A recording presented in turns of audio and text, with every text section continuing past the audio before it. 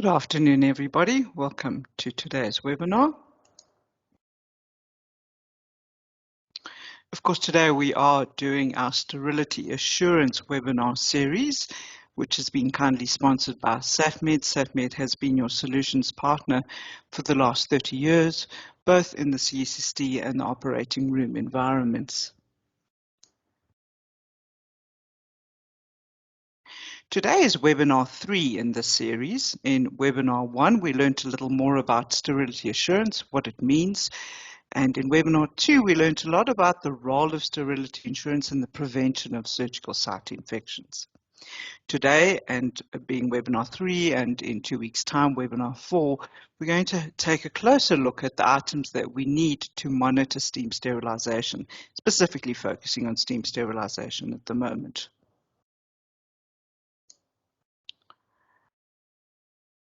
Some highlights from webinar 2 that I think we really and truly learned important points about last time was, for example, that according to the World Health Organization, the risk of developing a surgical site infection is 3 to 5 times higher in a low and middle income country. And up to 1 in 5 women in Africa who deliver their babies via cesarean section develop a wound infection, a statistic that I find terribly sad. To prevent the development of surgical site infections during surgery, we must maintain asepsis, so throughout the surgical procedure, of course, and also ensure that the devices, instruments that we use on our patients are thoroughly processed and thoroughly sterilized. And a reminder that it is the responsibility of the CSSD manager to ensure that every medical device or every surgical device that leaves the unit is safe to use on a patient. I'm going to turn my camera off and we can focus on our slides. You remember in webinar 1, we spoke about the importance of having a quality assurance or quality management system in place. And that is clearly stated in the World Health Organization's guidelines for decontaminating and reprocessing medical devices. We know that there are various parts to this process, and it includes the validation of each step of our various processes or steps in the reprocessing cycle. One aspect of that, one critical and important aspect of that is monitoring sterilization, and that is what we are focusing on today. How do we do that?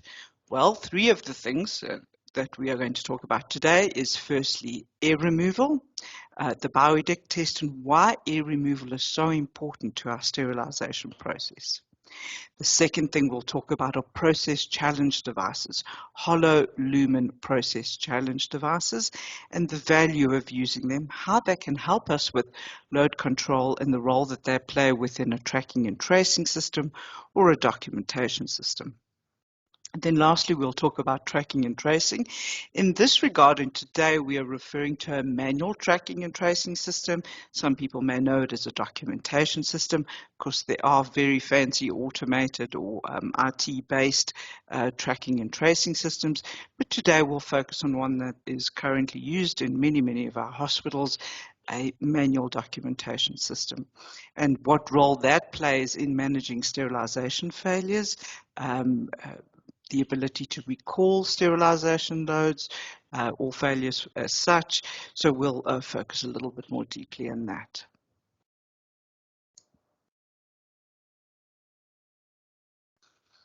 Okay, so these are the bits I know you know, but just a reminder, of course, that in order to achieve steam sterilization, every device or item in the actual sterilizer must come into contact with steam at the right temperature for the right amount of time.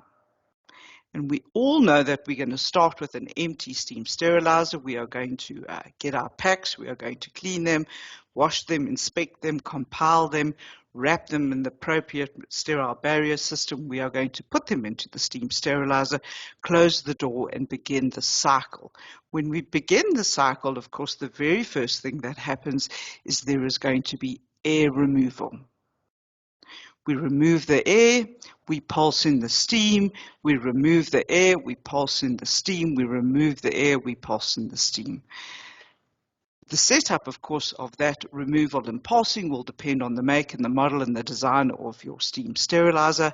But at the end of the day, the objective, of course, is to remove all of the air so that we have a chamber full of steam. I think we all know that. We're starting off with this article in the Clinical Services Journal that was published in 2020. This is a non-peer review journal, but a really interesting article looking at ensuring effective ways of testing. Now, the Clinical Services Journal is a free journal that you can easily get access to. If you merely Google the Clinical Services Journal, you would be able to get access to it. Really, I think you need to register your name, but very interesting articles that you'll find in there. This article reminds us of the fact that steam has 7 times more energy than boiling water. And steam has the ability to penetrate, and it has the ability to penetrate especially porous materials. Steam is constantly drawn to the objects in the sterilizer until they reach the same temperature as the steam itself.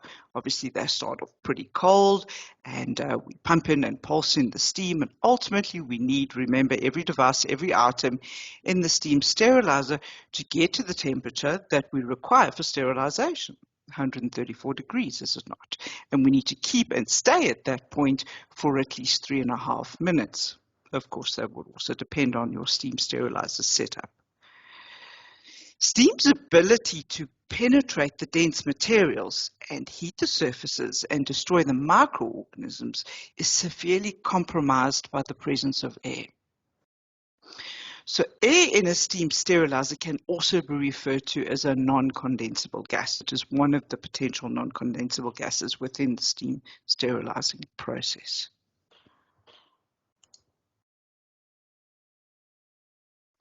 Moving on to this really interesting published paper in the Journal of Infection Control and Hospital Epidemiology. This was published by Das et al. We refer to it now, and I'll refer to this paper a little bit later on as well.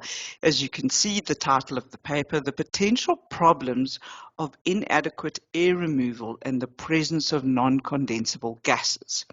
So the parts of this publication that I want to focus on at the moment is just around the understanding of non-condensable gases in air. As you can see in the introduction, it talks about the fact that the presence of air and other non-condensable gases in the chamber prevents steam from reaching the medical devices. Air is therefore defined as one of the biggest threats of the steam sterilization process, and that non-condensable gases can slow the heating process and can even abort a cycle.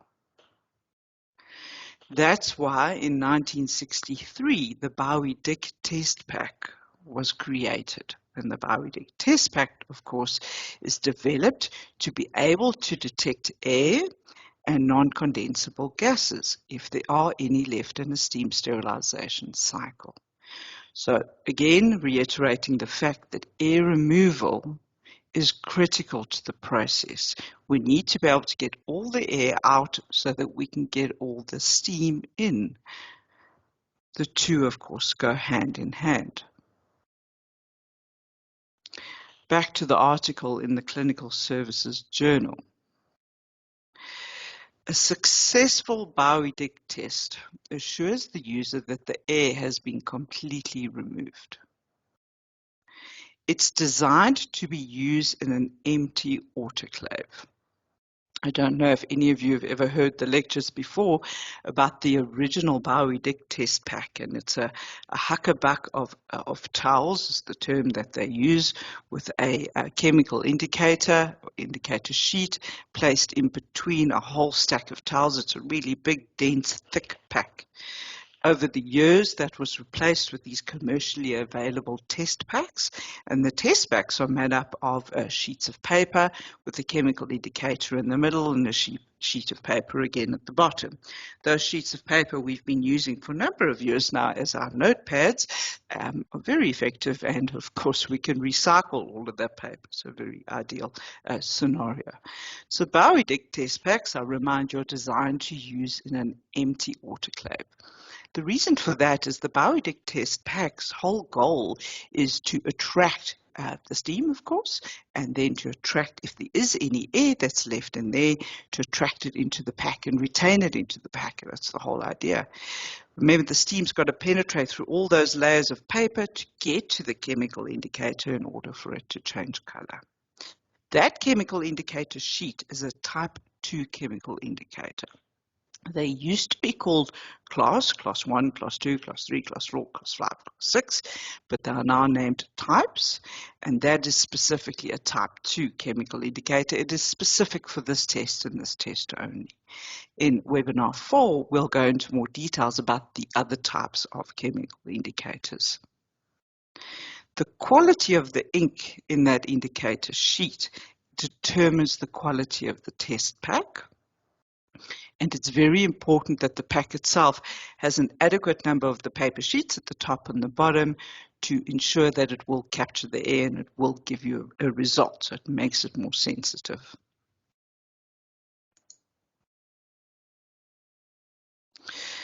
An ideal Bowie Dick Test pack to use, and certainly in the South African environment, we always begin with the fact that whatever pack or whatever it is that we're purchasing needs to conform with the manufacturing standard.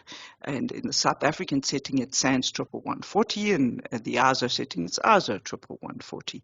There are various parts to that standard, and we'll talk a little bit about that in a few seconds. But the ideal Bowie Dick Test pack, firstly, as you can see over here in our infographic, needs enough spaces to trap the air, which means we need enough sheets to be able to do that with. Ideally, it is one that is free from lead and any other heavy metals, so that makes it non-toxic.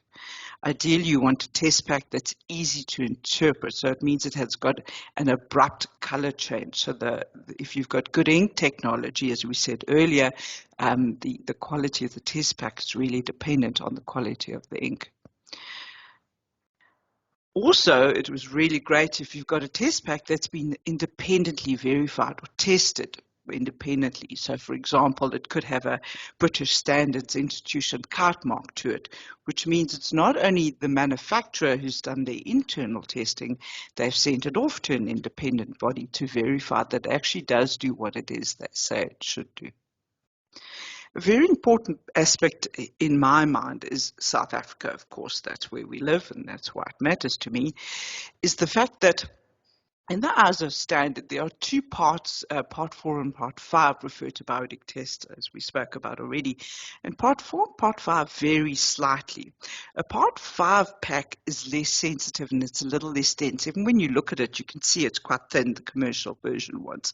The commercial Part 4 one is a lot fatter. And the reason for that is because they're calibrated to different sizes. The Part 4 pack is calibrated to a 7 kilogram cotton test pack. And if you think about our sets in the South African setting, we have got huge sets. We've got huge orthopedic sets. We've got huge neuro sets. I think one of the heaviest I've weighed personally was around 23 kilograms.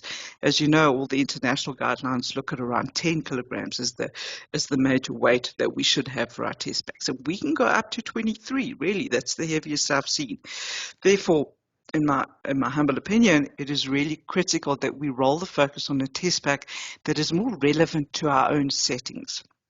I've seen hospitals that put together like a cesarean section pack or a D&C pack that's got bowls and towels and a multitude of stuff in it that is just so big, and somehow or another we're expecting that automatically the steam will penetrate.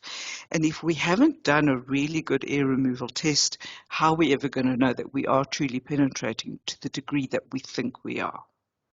So in South Africa, we have got really, really big sets. So to me, it makes very good sense that we use a suitable test pack for our environment, which is why I believe that our test packs that we use should comply to SANS 11140, and that, of course, it should be ISO 11140 Part 4 compliant, a very important concept. It's also really beneficial if your test pack helps you diagnose issues or concerns in your autoclave or your sterilization cycle. It makes it so much easier for our clinical engineers, and it makes it so much easier for our technicians to be able to assess what is going on. If you have a look at the indicator a strip above, as you can see, an unused test pack in this particular product gives you a nice bright orange. The pass is really a distinctive purple. If you've got an air pocket, you can see what it looks like over there. It's normally one single big mass, one ball almost in the test pack. If you've got wet steam, you'll see those fine little drops. And remember, wet steam, if you get wet steam, you're most likely going to end up with wet packs. And we know wet packs are not necessarily sterile. Of course, you could have a fail because of non-condensable gases, and you could have a fail if your steam was too hot. If you think about it, when you've got hot steam, your steam sterilization cycle is now no longer a wet cycle. It's now like a dry oven cycle. And if you remember, a dry oven cycle can take 2 to 3 hours to achieve the same level of sterility than you would in a steam sterilizer. So now you think you have a good cycle, but you may not. The other things that are going to lead you to realize you've got superheated steam will be when you start seeing burning on the outside of the pack. Sometimes you'll see a little bit of burning on the inside of the pack, on the checklist, for example. So those are all the things you need to look out for superheated steam. So if you have a Bowie Dick test pack that you use that gives you the ability to diagnose more issues, it really is a great value add, something to think about. Not all Bowie Dick test packs can do this.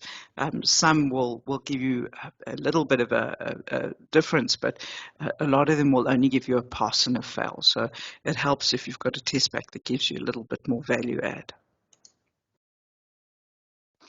As you all know, the Bowie Dick test pack is performed preferably first thing in the morning or the start of the shift on a steam sterilizer that is warmed already, that we've already run one cycle on, that we've got all the bits and pieces out of the pipes, that it's placed in the steam sterilizer just above the drain. And the reason it's placed there is because that is potentially the coldest place in the sterilizer and the hardest place for the steam to reach. So we want this to be a difficult test. We don't want it to be an easy test. Then a very important aspect is that at the end of the cycle, we take the Bowie Dick test pack out of the steam sterilizer and we open it. I know that sounds obvious, but I have honestly done a number of audits where I arrive in the CSSD and I say, have you done the Bowie Dick test today? And the staff gleefully say, of course we have.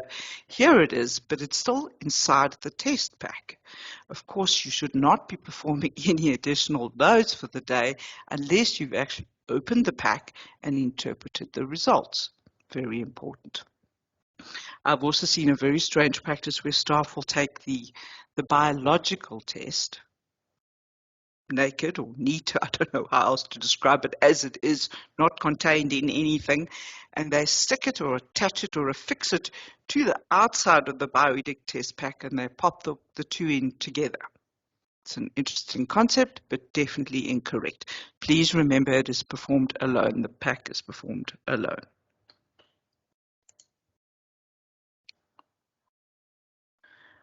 All right, I'm going to move on to chat a little bit more now about the hollow lumen process challenge device. We sometimes refer to them as a helix device. You can see an example of one in the image over there. Here is a published paper from Central Sterilization, that German publication I've spoken to you about a few times before, focusing specifically on CSSD matters, a really technical, incredible journal to have access to. In this particular study, Van Drumelen et al. Were discussing already in 2016 the importance of having steam penetration monitoring in every single load that we do in the steam sterilization process. So we know we're running the Bowie Dick test first thing in the morning, but we're not testing steam penetration in every load, or at least some people aren't. And this published paper talks to the fact that there are a growing number of instruments with cavities. If you even think of our orthopedic instruments, if you think what's in the devices and the reamers when you're doing a hip, there really are lumen, and of course lots and lots of laparoscopic things and lots of porous materials and linens that we do in the South African setting. And Van Drumelen et al. Was saying that we really need to ensure that steam penetration is sufficient to ensure sterilization within the lumen in every load. And if you use a hollow lumen process challenge device with a type 2 chemical indicator inside of the device, then you can achieve this objective. A published paper in the Infection Control and Hospital Epidemiology Journal. Again, this one about the requirements of a hollow process challenge device for monitoring steam sterilization. In this paper, they go on to describe a hollow PCD is a tube with an open end on one side for steam penetration, as you can see over here. That's where the open end is. On the other side is a capsule, a closed capsule, which the chemical indicator goes inside the capsule. And what needs to happen, of course, is once this device is in the autoclave, is the steam needs to go in the open end all the way through all of these lumens to get to that end of the capsule where the chemical indicator is inside. So it is quite a challenge to be able to get through that huge lumen device, that whole lot of lumens. Of course, always you're going to place the PCD in the steam sterilizer as per the manufacturer's instructions for use.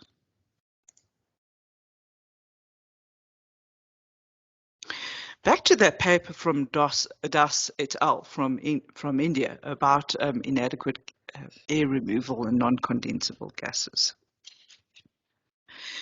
They talk about using a PCD as part of load release and as part of load controls. If you think about it, as we said, we take our packs, we prepare them, we put our chemical indicator inside, we wrap them, we put them in the steam sterilizer. At the end of the cycle, we're not actually able to open every pack to look inside to see where the steam is penetrated in every pack. It's not possible to do that. So the process challenge device then represents a pack within that load. And of course, the value add of that is that it also is doing that steam penetration testing for you with a type 2 chemical indicator, but it's also representing a pack. So you are at least a little bit more reassured of the fact that steam has penetrated in one of my devices, in one of my items, and hopefully I can therefore, as part of my whole load control, say, great, this load worked well, steam has penetrated. The advantage, of course, is that the indicator itself, if it has a peel-off bit, you can use it as part of your documentation system and affix the label to your documentation system. In many instances, I have seen people who started off using process challenge devices and then decided that, no, maybe that's not necessary, maybe we're wasting money. And in fact, what we are going to do is we'll continue to use our labels and our guns and the rest of our documentation system, but we're not going to use a process challenge device. We'll just use a chemical indicator. Maybe we'll put it into a bit of SteriPeel and throw it somewhere in the load, and that'll do the same job for me. Well, it doesn't work. If you remember the shape of the process challenge device, it's there for a reason. And as you can see in this paper published in Central Sterilization in 2017 already, it really is of no value to put the chemical indicator just on top somewhere in the pack as a load control. It's ineffective.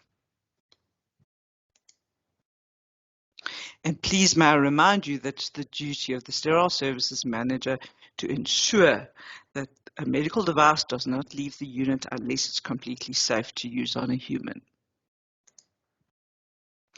I wrote an article in 2017 for our SteriView, and in there it was really a scary scenario about a sterilization breach. And it was based on a paper published in the Journal of Hospital Infection. It was in fact a letter to the editor that had been published quite some time ago, but a really scary event that took place. So a hospital discovered an instrument in a peel pouch in the storeroom that had a batch label on it. And the chemical indicator on the batch label The chemical indicator on the outside of the pouch and the internal chemical indicator in the pouch had not changed color. But the item had been dispatched from the CSSD and now was sitting in the CSSD, in the storeroom. And as you can imagine, this was really quite an awkward and difficult scenario. So what happened was they began by asking two of the registered nurses to go and identify everything else that was in the same batch load. Because they had a batch label on the outside, they knew what all was in the same batch, and they did a search of the storeroom, and the RNs found 2 items that were now unsterile.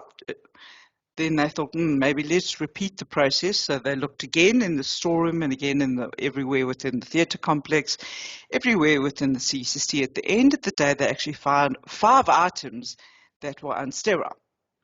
And those 5 items could be recalled. Remember, they've got the same batch label, so they knew what batch it was.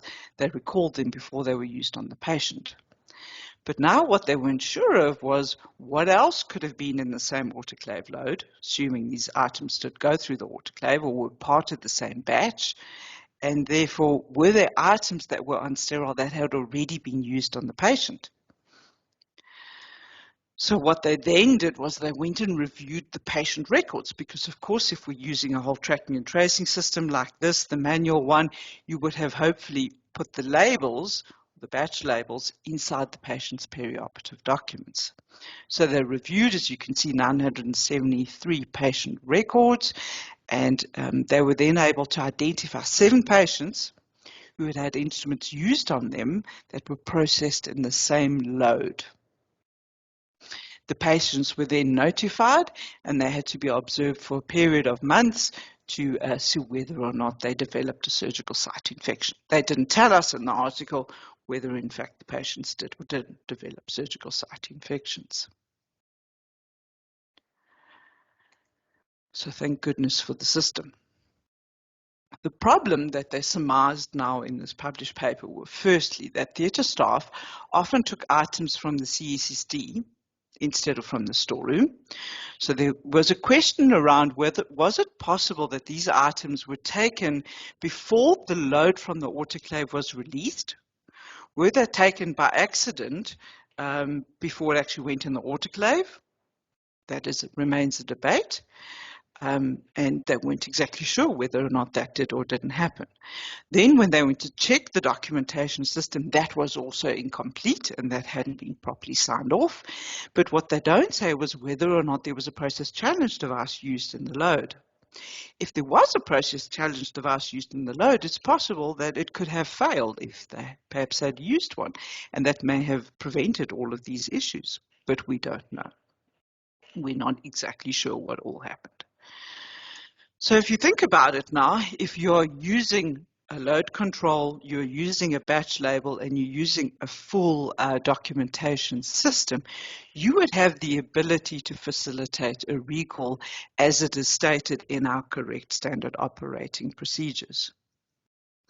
If the scrub sister opens the pack inside of the operating room, or should I say the floor nurse begins by taking off the label, putting inside the perioperative document, opens the pack, the scrub sister arrives and checks inside the pack and realizes that the chemical indicator has not passed. Notifies the floor nurse notifies the CSSD manager, and the CSSD manager is now aware of the batch and the label and has the ability to go and search the entire department for any other label or any other item with exactly the same batch unique number on it.